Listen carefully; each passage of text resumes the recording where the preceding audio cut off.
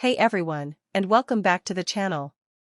Strap in, because we're diving headfirst into the whirlwind of pop culture drama that only Taylor Swift can inspire. The internet is absolutely buzzing with a new theory, and this one is a doozy. It involves her latest album, The Life of a Showgirl, her fiancé Travis Kelce, and his ex-girlfriend, Kayla Nicole.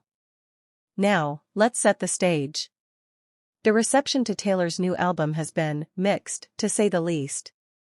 While there are always die-hard Swifties who love everything she does, a significant portion of the fanbase seems a little underwhelmed.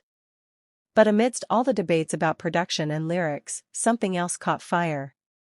Sharp-eyed, or should I say, sharp-eared, fans have started connecting the dots on what they believe are not-so-subtle lyrical shots aimed directly at Kayla Nicole. For those who might not know, Kayla Nicole was in a long-term, on-again off-again relationship with Travis Kelce before he and Taylor became music and football's ultimate power couple. And according to this growing theory, Taylor's new album isn't just a collection of songs. For some listeners, it's a strategic, track-by-track dissection of that previous relationship. So, is this artistic expression a calculated move, or just fans reading way too into things? Let's break it down. To truly grasp the weight behind the swirling interpretations of Taylor Swift's Opalite, one must first appreciate the substantial history it potentially critiques. A 5-year relationship between Travis Kelce and Kayla Nicole is far from a casual fling. It represents a significant chapter in both their lives, a period long enough to forge deep connections and a very public-facing identity as a couple. It is against this backdrop of a serious, long-term partnership that Taylor's lyrics are being scrutinized, with a particular verse emerging as what listeners perceive to be a brutal, point-by-point character assassination from Taylor's vantage point. The lines, "You couldn't understand it, why you felt alone / you were in it for real, she was in her phone / and you were just a pose," serve as the core of the allegation. If this reading holds, the accusation is not merely subtle shade but a deliberate and pointed depiction of a profoundly one-sided dynamic. The narrative framework positions Travis as the emotionally invested and genuine party, encapsulated in the damning simplicity of "in it for real," while simultaneously casting his former partner as distracted, superficial, and prioritizing her digital persona over the relationship itself, a critique crystallized in the devastatingly dismissive label of being just a pose. This specific word choice is deeply cutting, as it reduces his role in the relationship to that of a prop, an accessory in a carefully curated performance of a life, rather than a valued participant in an authentic partnership, thereby framing the entire past connection as an act of insincerity that left one party feeling profoundly isolated. The theory that Taylor Swift is lyrically targeting Travis Kelce's former partner, Kayla Nicole, gains a disturbing layer of credibility when the lyrics of Opalite are held against a resurfaced video from the couple's past. The song's central accusation, that Travis felt alone because his partner was perpetually in her phone and that he was merely a pose for her, transitions from artistic conjecture to a potential reflection of a documented reality.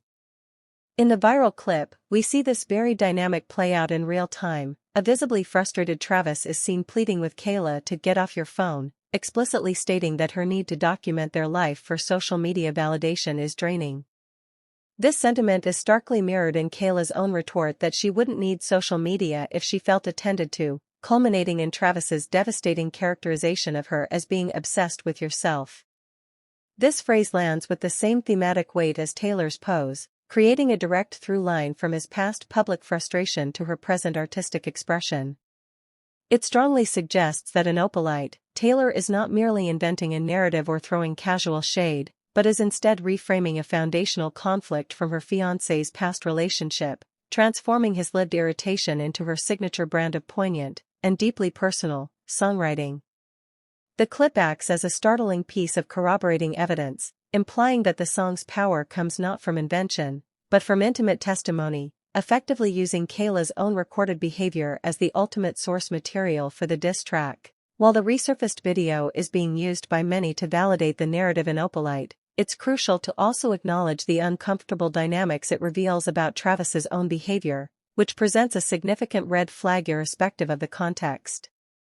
His visible annoyance is one thing, but resorting to name-calling and explicitly labeling Kayla a loser crosses a line from simple frustration into potentially disrespectful territory. This is a legitimate cause for concern, and one would hope he has evolved in how he handles conflict, because the dynamic with Taylor Swift is fundamentally different. Travis should be acutely aware that he is no longer dealing with someone whose primary platform is social media, but with a global artist whose primary medium is storytelling and whose pen is historically proven to be a weapon of mass dissemination. Taylor Swift is a master archivist of personal slights and relational injustices. She meticulously documents everything, transforming personal heartbreak into cultural canon.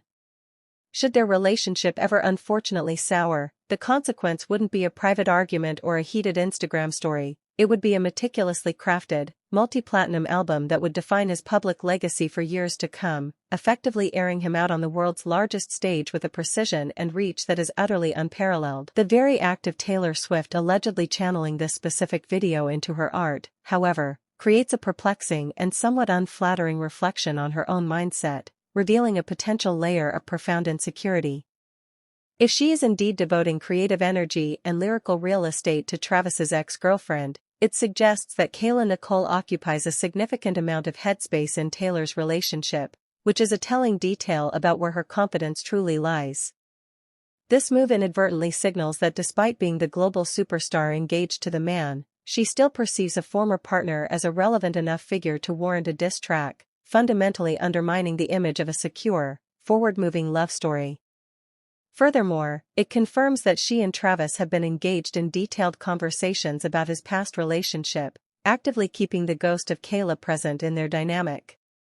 This entire situation creates a deeply ironic twist on the media's favored narrative, which often paints Kayla as the one who is stuck in the past and unable to move on. In reality, this lyrical analysis flips the script, powerfully suggesting that it is actually Taylor and Travis, the seemingly loved-up couple, who are the ones still preoccupied with his ex, using their immense platform to relitigate a relationship that supposedly ended years ago. This entire situation raises a more complex question about Travis Kelce's own motivations and the narrative he may be constructing for his new fiancée. If Taylor's lyrics are indeed a reflection of conversations they've shared, then it is Travis who is actively keeping the memory of his past relationship alive by continually discussing it with Taylor, potentially in an effort to frame those 5 years as entirely negative. This is a psychologically telling maneuver, as it often serves to overcompensate and reassure a new partner, but it also invites scrutiny. After all, one does not spend half a decade with someone if the experience was wholly bad. This leads to an even more uncomfortable truth that many observers have noted. Physically, Kayla Nicole appears to be Travis's authentic type.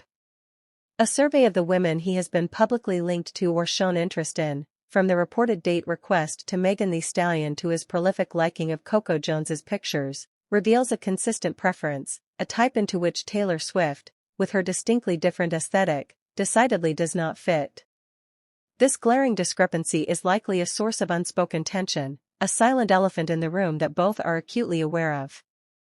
Travis knows that Taylor knows she is an anomaly in his dating history, and this very awareness could be the root of the perceived insecurity that drives him to constantly malign his past and her to immortalize that narrative in song, creating a cycle of validation for a relationship that, on a superficial level, defies his own established pattern. This dynamic suggests a calculated performance of reassurance from Travis, where he likely feels compelled to feed Taylor a curated narrative that talks down his past relationships, perhaps with platitudes like, "Nobody's ever loved me for real like you," in a direct effort to soothe the apparent insecurity that would inspire a song like Opalite.